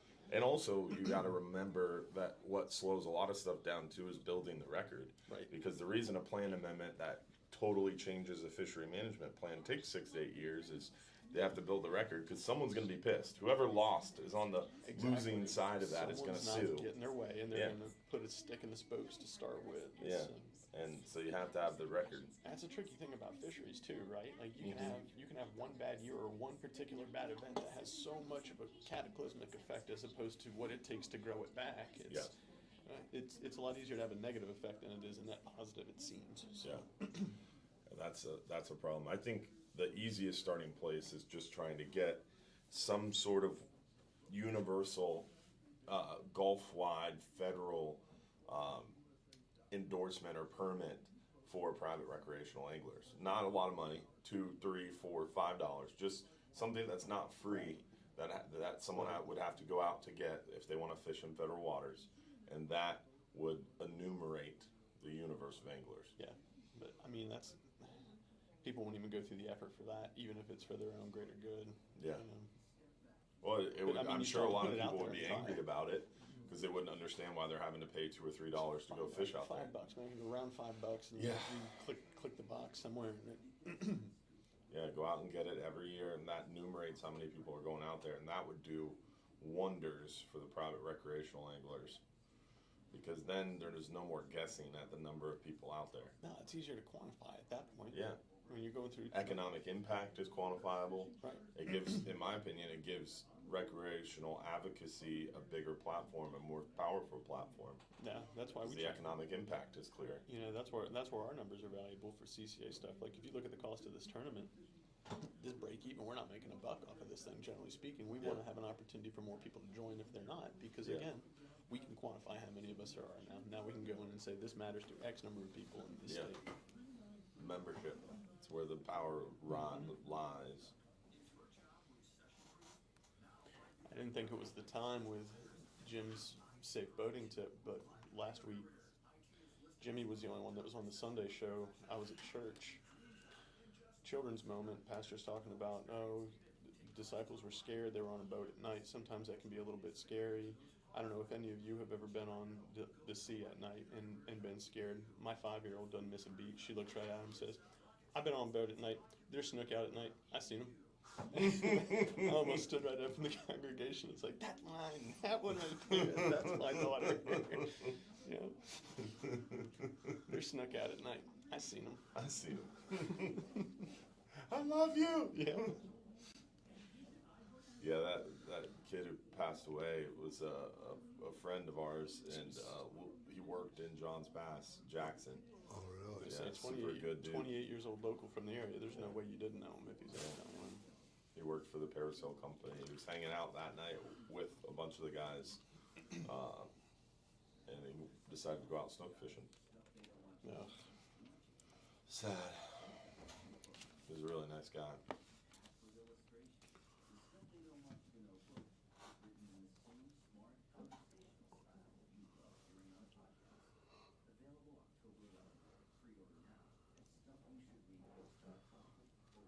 Looks like Bob's hands.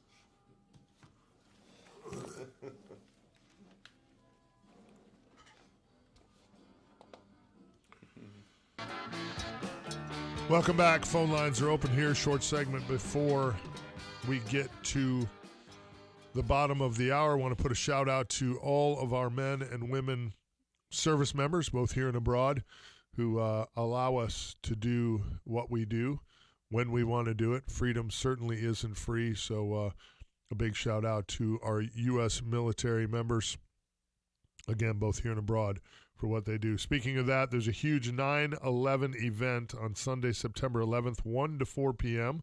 It's for Support Our Troops, and it is by our good friends up at Widow Fletcher's up there in Newport Richey. Make sure you check that out. They're going to do gift basket auctions, 50-50 raffle prizes, music, red, white, and blue frozen drink specials, all that good stuff.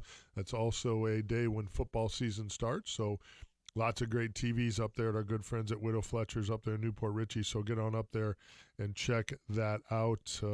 A bunch of stuff going on there that's all being donated to support the troops, so that's good stuff. Good stuff for sure. Yeah. That's really good. So we're talking a lot about CCA Florida. You know, what are some of the things, Morgan, that CCA Florida does that people don't hear about? I mean, we got restocking going on. We got all kinds of great things going on that people don't. You know, that's my big question about CCA. What does CCA do? Well, okay. Well, the tournament is the reason I'm in today, but there's so much more that we've been up to, especially across the state, and I appreciate you asking me about that. One of the things that I'm most proud that we've had recently, well, first, our reefing program is taking off. We've put probably 3 major reefs in the Gulf and the Atlantic over the last several months. Significant reefs, too. You can read about that on ccaflorida.org. But our restocking initiative with Duke Energy has been fantastic. We probably put 50,000+ redfish on the Gulf side this year. We've got the East Coast stock that's being raised so that we can address some restocking over there. But the coolest thing I think we've done recently is a brand new program. It started this year. It was a youth scholarship program. It was presented by Mudhole Custom Tackle. We did that. It was a week-long program for high school age kids throughout the state of Florida. It was available. It was open for applicants. We had, I think, 8 or 9 kids got selected to go. It was an entire week's worth of programming. We put them up in hotels, got them sort of immersed in the fishing industry and the conservation environment, gave them the opportunity to compete for scholarships. At the end of the week, there were, I think we had $6,000 in scholarships that were awarded, and then based on their the winners' continued involvement in the community over the next year, there's another $5,000 scholarship that's available. But we had them at Mudhole learning, how to build rods. They toured the Duke Energy Mariculture Center. They went out barramundi fishing. We took them to SeaWorld and some of the behind-the-scenes aquarium stuff. I'm sorry, it was Sea Life Orlando, and they participated in some coastal cleanups. They had an entire week's worth of programming, and then they kind of gave a presentation about what fishing and conservation meant to them at the end of the week, and that's how we selected the winners. But that's an annual program. It just started this year. We've got some good support for it, and it's to get people involved into careers that, it might not be guides with radio shows, but it'll be folks that are going into environmental sciences or maybe getting more involved in some of the business aspects of some of the stuff that we see that surrounds this world. But it's an initial start, and it's an opportunity for kids to kind of see that as part of their life going forward that we started this year for high school students in the state of Florida for juniors and seniors. That's awesome. Yeah, it was really cool. We need more scientists. We need more fishery Beautiful science. stuff.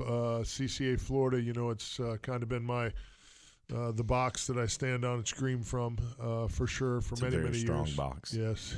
Thank you. Thank you. CCAFlorida.org. You can go there and sign up, or you can sign up for the Tampa Fishing Tournament. The all release at September 23rd and 24th at Baywatch, and that'll get your membership that way. We need your voice heard. It's really, really important. So sign up today. We, like I said, we could certainly use all the help we can get. We're going to take a short break here.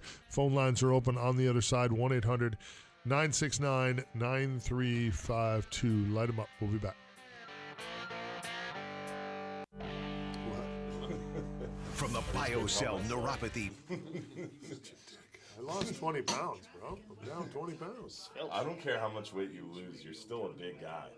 That's always what it is. It's not a dig. That's a compliment. It's a minimum requirement to have any sort of fishing media based around here. Each CA, I don't know why y'all CA are is a big guy 6'4". too, yeah. That's what I'm saying. Must be 6'6". The CA weighs like $130 though. That's true. He's pushing. He's soaking wet. He pushes himself around on a pole with a pole all day. He does. I'm going to see him here tomorrow night. He's out there in Louisiana where we're staying. Same place? Yeah. Was that in Burras? What's that? Burris? Yep. Cajun. Yeah, Cajun Fishing Adventures. So where are you fishing? Venice.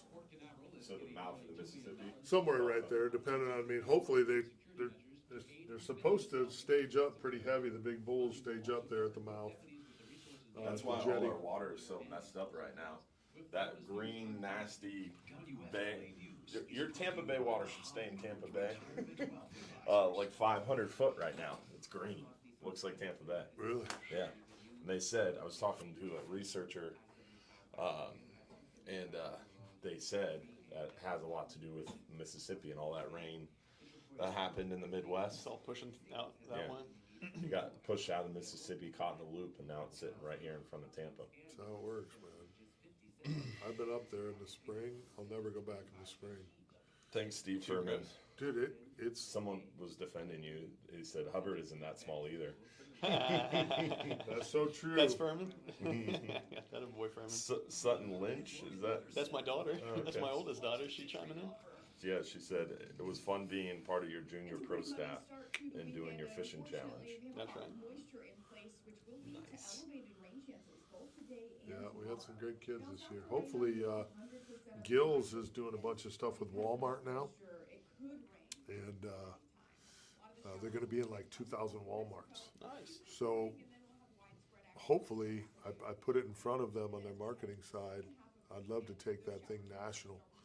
Be great to have the power of Walmart behind that thing and get those kids fishing through their stores. And I mean, you imagine the way many partners as we could pull in from the fishing industry if we had that footprint. Oh yeah, some serious reach. I mean, yeah, the number of views on their social media and stuff like that is retarded. So we could really go crazy Especially with that thing. Junior pro staff. Yeah. So I'm hoping that it goes. It probably, I don't know that it will, but it would be great if it did. I put it in there. I'm like, and my guys on my side were like, dude, we love that. I'm like, dude, let's make it national, bro. Why wouldn't we? Imagine the support we could get. Yeah.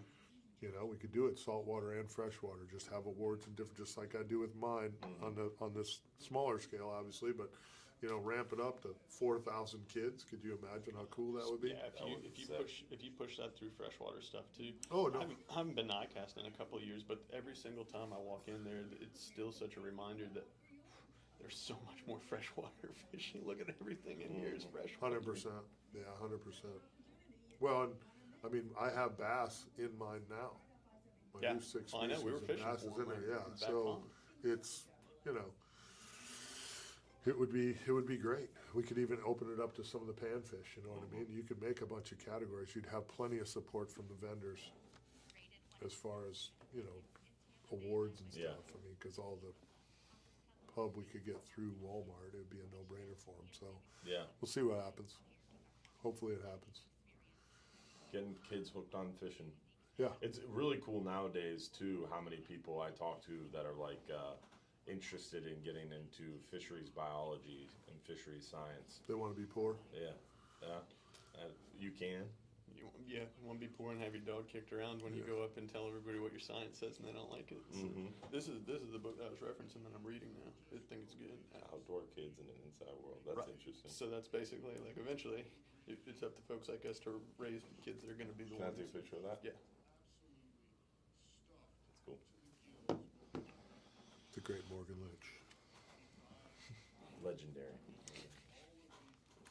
Hopefully Lisa calls in. Can mess with her too. It would be good to hear. I told her I was going to be on the radio this morning. She calls at 7:45. All the time. Consistently.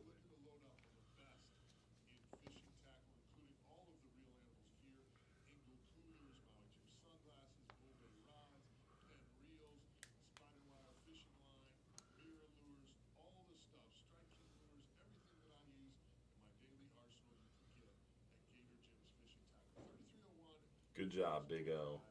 Said his kids love getting wet in their lines. He probably does a good job of spanking his kids too, getting them out fishing. That's how you know they're going to be good kids. starting fishing at a young age.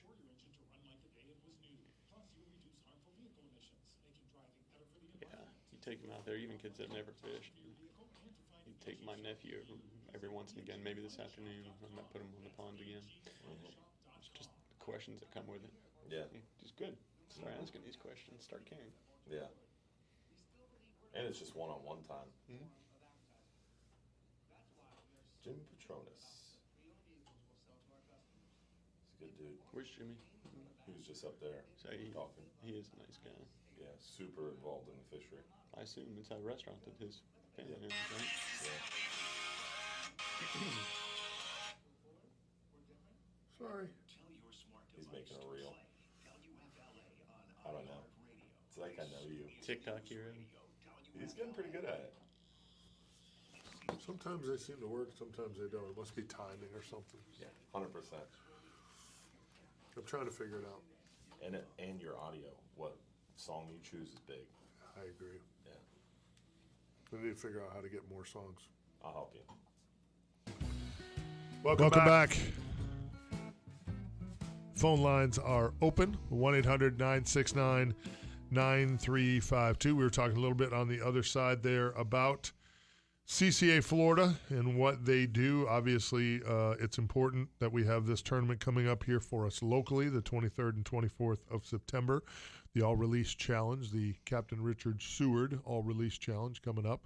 Great fishing tournament going to be held out of Tampa Bay. Watch Captain's meeting on Friday night, the 23rd. Myself and my lovely bride Elizabeth will be there hanging out. And then you guys will be fishing on Saturday for some great prizes.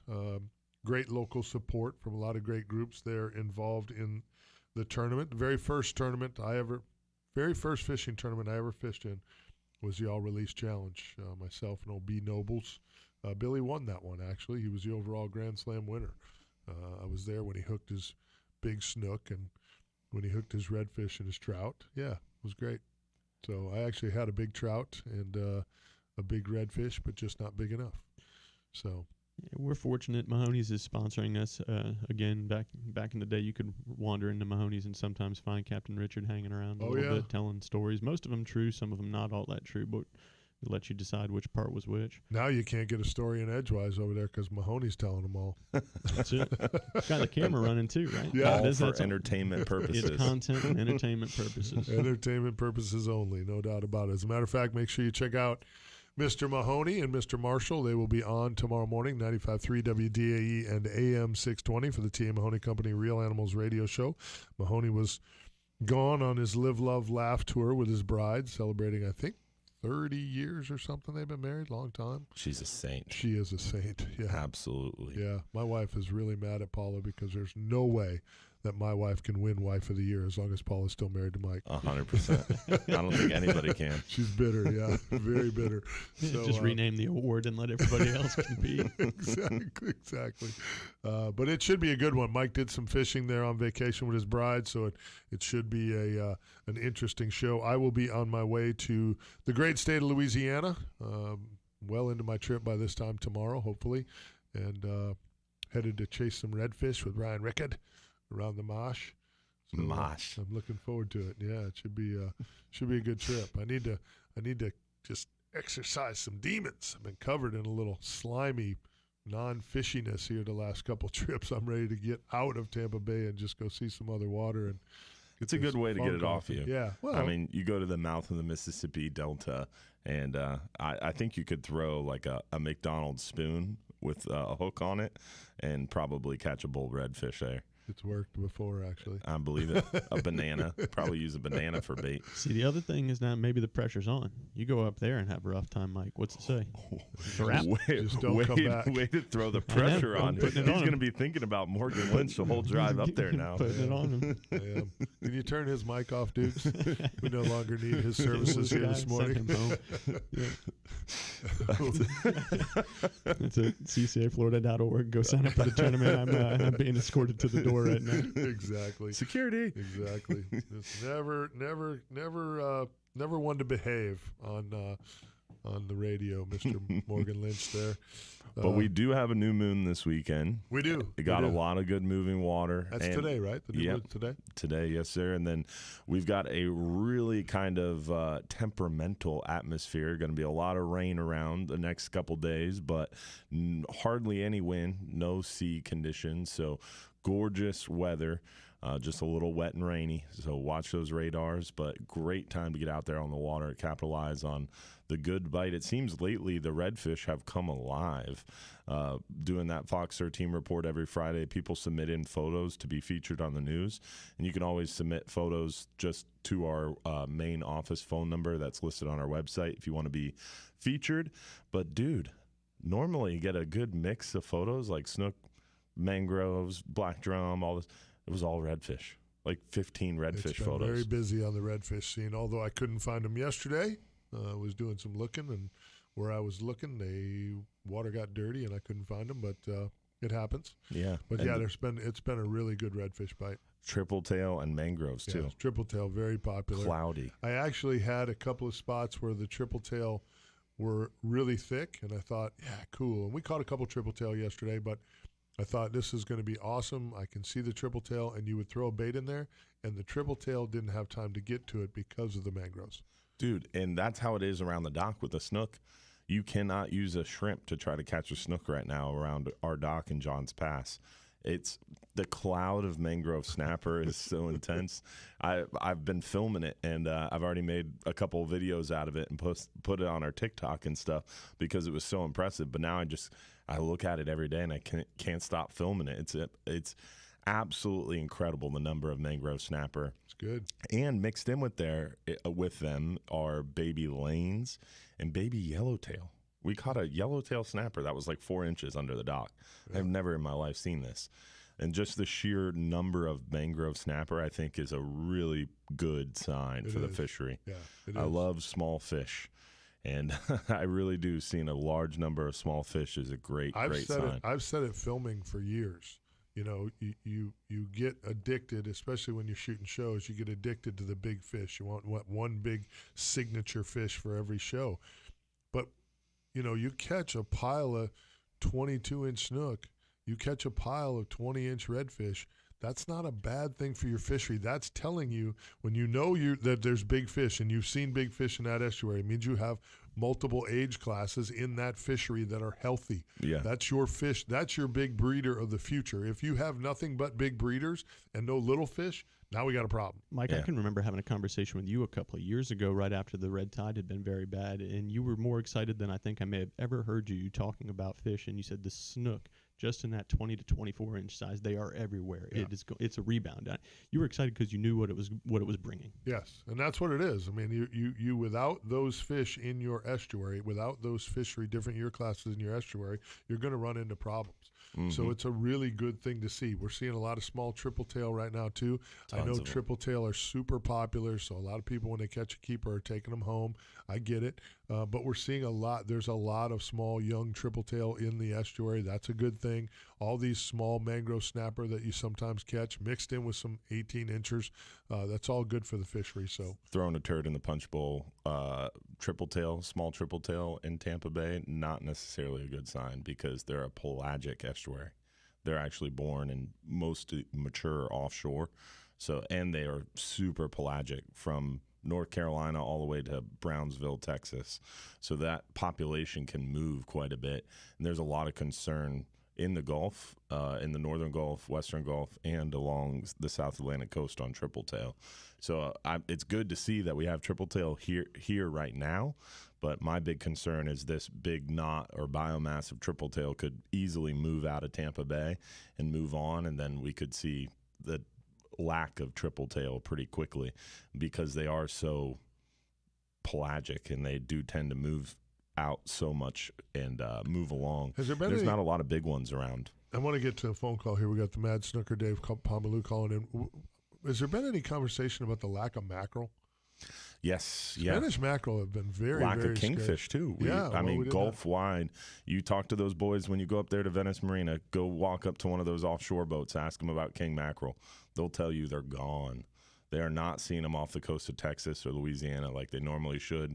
And most of those charter guys in Texas and Louisiana this time of year switch over to commercial king mackerel fishing. And you could walk across them at those rigs, and they are just not catching them. That's not good. That's not good. That's one that concerns me. Eric Bachnick from Mirror and I had a conversation here not too long ago, and Eric's a great fisherman, like world class. And he's said that some of the spots that normally are a given for them to go catch some mackerel, they're not seeing them either. That's not good. Let's go to the phones here. Let's check in with the legend himself, the Mad Snooker, Captain Dave Pomerleau. David, how are you? Good morning, captains. What's up, buddy? How are you? I just, I've been up all night as usual, but didn't fish last night. So weird. Real quick, you gentlemen, I'd love your opinion on this. My Yamaha 154 stroke lower unit hand grenaded. I got a guy I'm for talking that. gone. I didn't hit anything. It just blew up on the internals. What's better, OEM or the rebuilt? Because people are telling me don't get the rebuilt, refurbished ones because that's cheap parts, and you want OEM lower unit Yamahas, and they're like $4,500.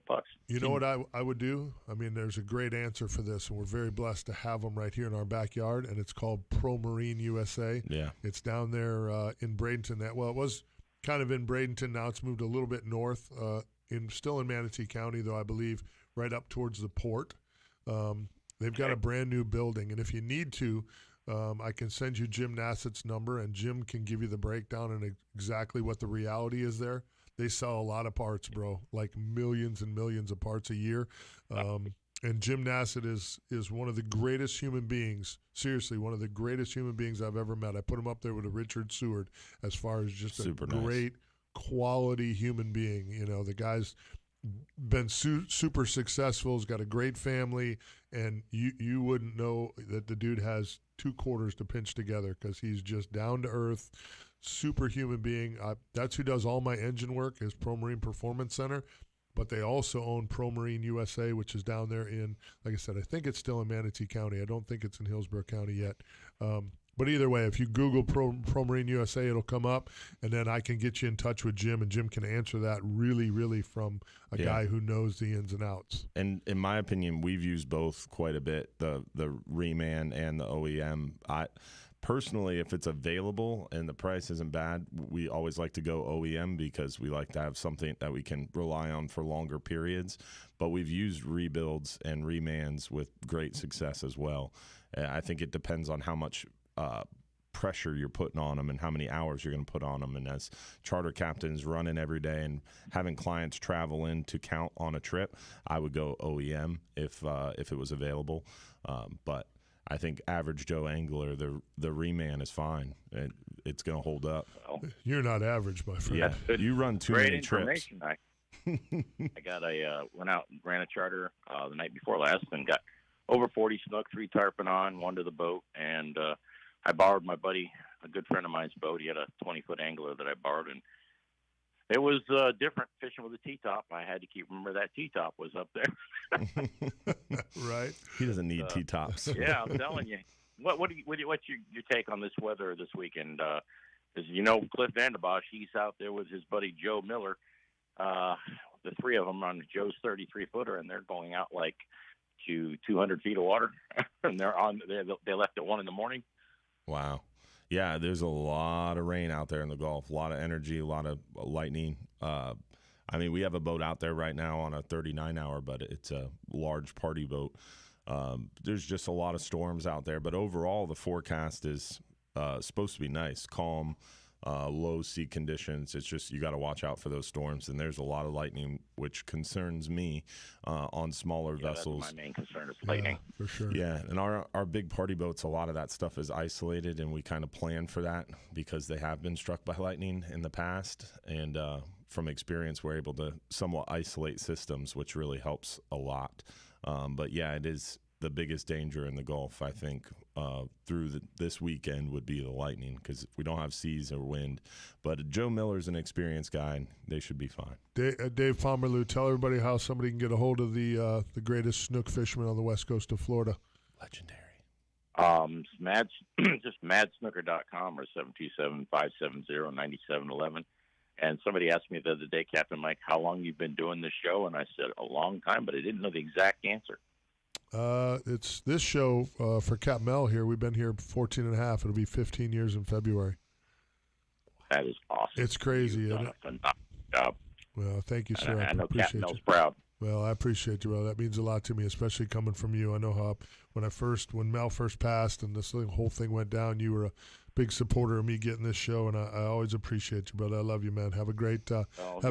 Keep up the good work. Guys, class act. Thank you, my friend. Appreciate you, brother.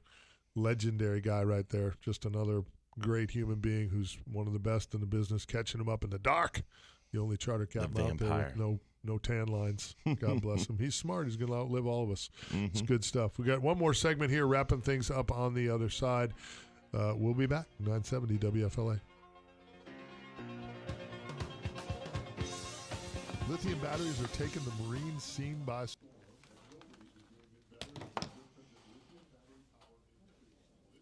We had some stars sent in, some more stars sent in. I saw that. Mike Bland, appreciate you, buddy. Yeah, thank you.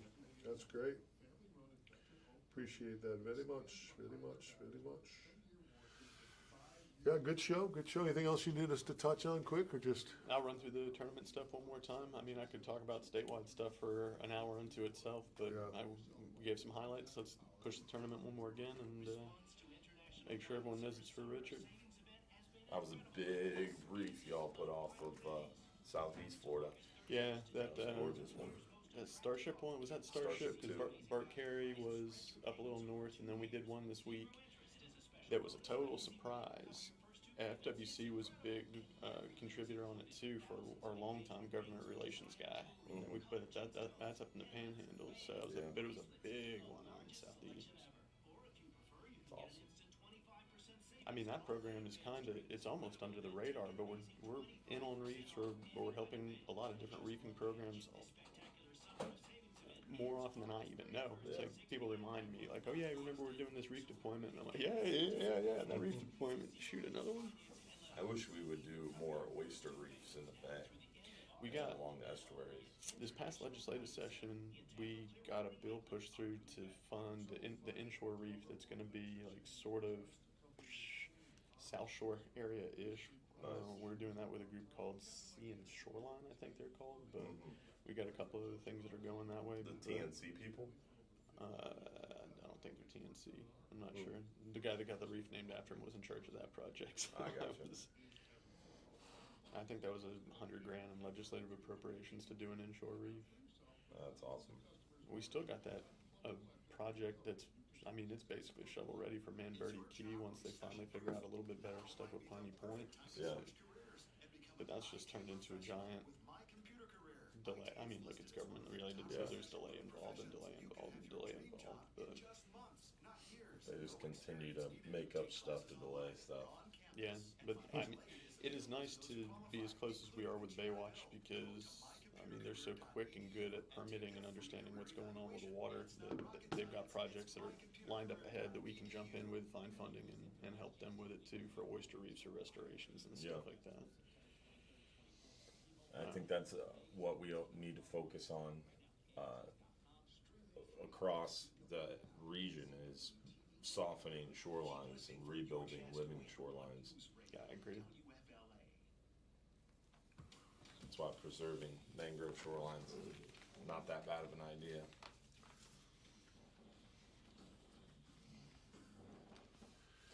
Want to put another shout out to our good friends at Affordable Roofing Systems. With all this rain we've got, if you are in need of a repair or a replacement of your shingle, metal tile, or flat roof, give our good friends at Affordable Roofing Systems a call today at 1-888-397-ROOF. You get a free estimate, or visit them online at affordableroofingflorida.com. It's important to get a roofer that you can trust, and you can trust the good people at Affordable Roofing Systems. Our good friend Morgan Lynch, CCA Florida. Again, the tournament's the 23rd and 24th of September. The All-Release Challenge, the Captain Richard Seward All-Release Challenge in honor of the great Captain Richard Seward. I think that's awesome. So it's good stuff. We wouldn't be where we are today without Captain Richard from, basically day one, from the FCA days. So get out there. Make sure you're registered to fish. It's the 35th time we're doing it. It's out at Tampa Bay Watch. TA Mahoney Company is helping us sponsor this thing. CCAFlorida.org. Go to the events page or go to the Tampa chapter page. You can get signed up in advance for $90.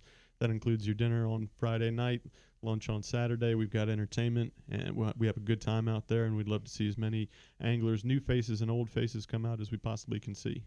Amen, brother. Amen. Get involved. Be a member. If you can't make it to the tournament, we get it, but we would definitely love you to become a member of CCA Florida and help us make a difference in our fisheries. So a little rain in the forecast? Yeah, a little rain in the forecast. We're having a third birthday party for my son, so I'm eagle-eyeing where specifically it's going to rain. But, yes, it is going to be a little bit rainy this morning and, again, later this afternoon.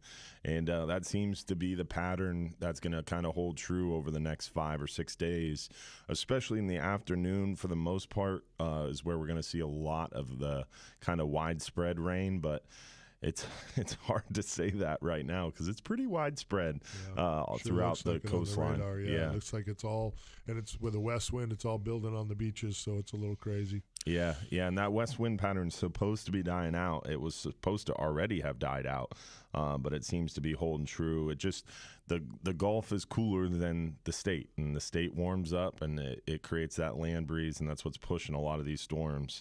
So we'll see how it shakes out over the course of this next 5 days, but we got that new moon, lots of moving water, great opportunity to get out there and try to capitalize it between these storms. Just watch the radar and be safe out there, guys.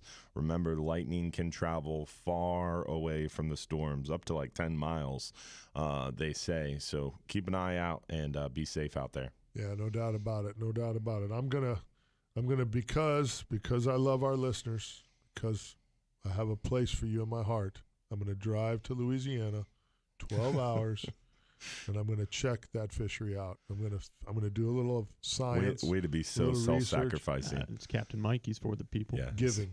Yeah. Giver. I'm a giver. I'll believe that when I get my package of Boonan on your way back. Yeah. Yeah.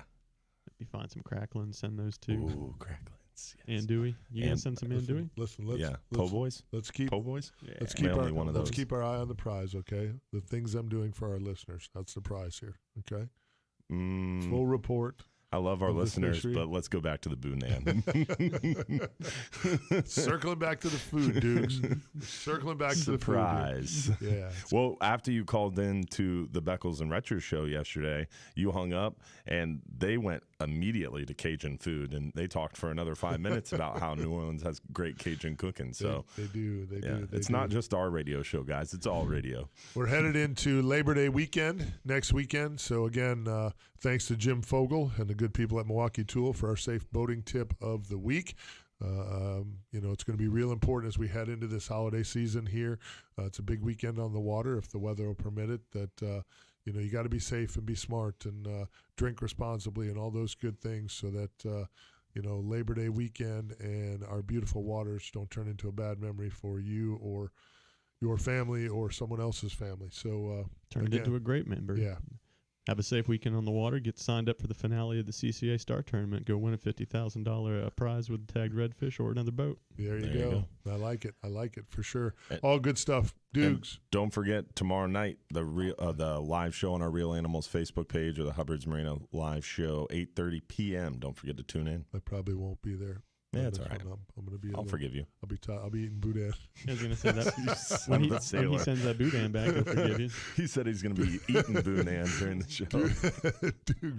Dukes, you're the man, brother. Way to keep us rolling here this morning. We do appreciate you. We appreciate all our listeners, everybody that followed us on the live stream, the Hubbard's page, the Real Animals page, all that good stuff. And don't forget, y'all, if you're too busy to go fishing, you're just too darn busy. Thanks to you, Morgan Lynch, CCA Florida, for all you do, my friend. We appreciate you. Thanks for having me. It's good stuff. Sign up for that tournament, doggone it. Love to see you guys out there. Come on out and join us. Tight lines, everybody. We're out.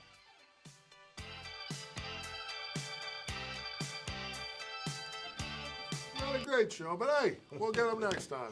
Not our greatest show. It's just coming into form for a third hour, and you know what? Yeah. Jerked out from underneath us. All for $1. All for a Toyota show. Yeah. Mazda show. Mazda. It's not even a real vehicle, for God's sakes. They don't make a truck. Exactly. Big old wiener schnitzels. Thanks for watching this morning, y'all, and thanks for tuning in. Appreciate the star senders there as well. Hopefully, you'll join us again next week for another episode of the Real Animals Radio Show. And don't forget to tune in tomorrow morning, 7 to 9 a.m. for Real Animals Sunday.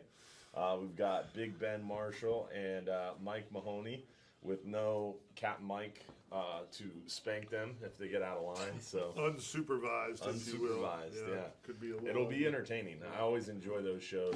And Mahoney always gets mad because I don't call in when Anderson's not there, but it's because I enjoy watching or listening to him ramble, and I don't want to get my name associated with it. So that's how you know it's a good show. So definitely tune in tomorrow, 7 to 9 a.m. You don't want to miss out.